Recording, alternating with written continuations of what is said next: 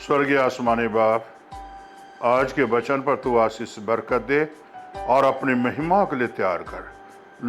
जो भाई बहन सुन रहे हैं उनको भी अपनी महिमा के लिए तैयार कर। ये प्रार्थना यीशु के नाम से मांगते हैं, आमीन। मेरे प्यारे भाई बहनों, अभी आपके सामने वचन में से पढ़ूंगा सबोपदेशक 7:20। निसंदेह पृथ्वी पर कोई ऐसा धर्मी मनुष्य नहीं जो भलाई ही करे और जिससे पाप ना हुआ हो। मेरे प्यारे भाई और बहनों, यहाँ इस वचन से हम क्या सीखते हैं? से पृथ्वी पर कोई भी मनुष्य धर्मी नहीं है जो भलाई करे।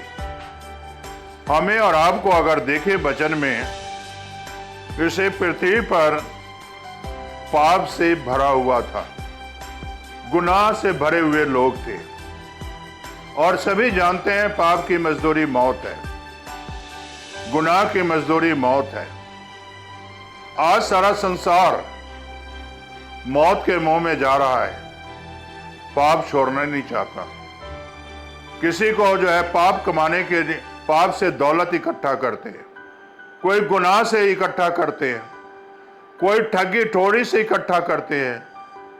तो मेरे प्यारे भाई बहनों, पृथ्वी पर कई प्रकार के पाप आ गए हैं, लेकिन यहां धर्मी कोई भी नहीं पाया जाता, कोई भी भलाई नहीं करता और किसी मनुष्य के अंदर ऐसा नहीं है पाप ना हुआ हो। आज हम या आप कोई भी हो, पाप जिंदगी में होता है, लेकिन पाप जब होता है तो हम परमेश्वर से दूर चले जाते हैं। और एक पापी इंसान जब अपने पाप से तौबा कर लेता है, पाप से पश्चाताप कर लेता है, तो मेरे प्यारे भाई और बहनों, परमेश्वर भी धरती पर उसके पाप को क्षमा करता है और स्वर्गीय राज में खुशियां मनाता है। मेरे प्यारे भाई और बहनों, इसी तरह उड़ाव पुत्र पृथ्वी पर था। पहले धर्मी व्यक्ति के घर में रहता था, लेकिन मेरे प्यारे भाई बहनों, बाप से जब जमीन बांटकर चला गया, पैसे लेकर चला गया दूर देश में, पाप में गिर गया, गुनाह में गिर गया। और पाप कौन कराया? हमारे और आपके जीवन में पाप कौन कराता है? आप अपने आप नहीं करते हो, बल्कि आपके जीवन में शैतान है। वो शुरू से ही हत्यारा है, शुरू से वो पाप कराता आया है, शुरू से ही गुनाह कराता आया है।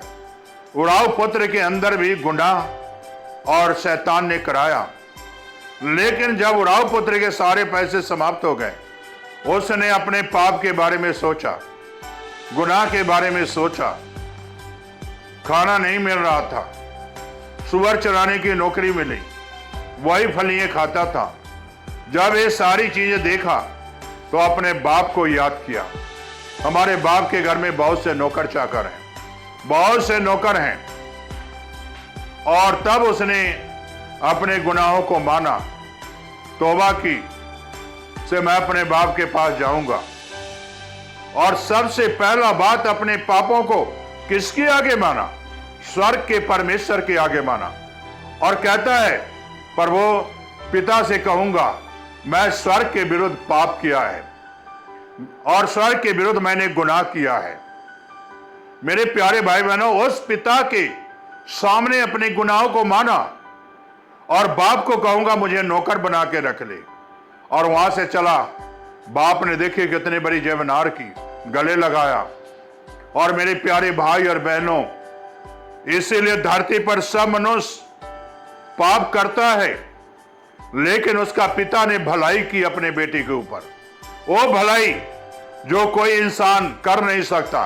ठीक इसी तरह एक पापी अगर तौबा कर लेता है, पश्चाताप कर लेता है, तो स्वर्गीय पिता हमारा यीशु जो है हमारे जीवन में भलाई पैदा करता है। पाप के बदले छोड़ देते हैं तो भलाई पैदा करता है, गुनाह छोड़ देते हैं तो भलाई पैदा करता है।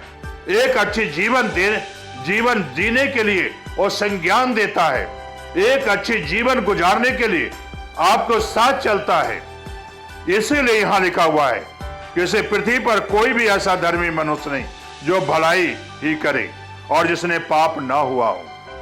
लेकिन हमारा यीशु जब अपने पाप को मान लोगे, तौबा कर लोगे, तो उराव पुत्र के सामने पिता ने भलाई की और साथ में परमेश्वर ने भी भलाई की।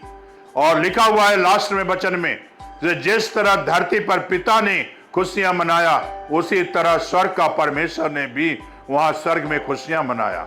आज मेरे प्यारे भाई बहनों, पाप से आप लौट आओ, गुनाह से लौट आओ, गुनाह को छोड़ो। गुनाह के लिए कोई खुशी नहीं है, गुनाह के लिए कोई आनंद नहीं है, गुनाह के लिए कोई स्वर्गीय जीवन नहीं है, पाप के लिए कोई स्वर्गीय जीवन नहीं है।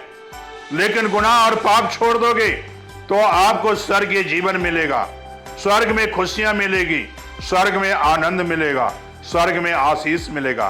क्या आप ये आशीष पाना चाहते हो या नहीं? अगर पाना चाहते हो तो अपनी आंखें को बंद करो और प्रार्थना करो।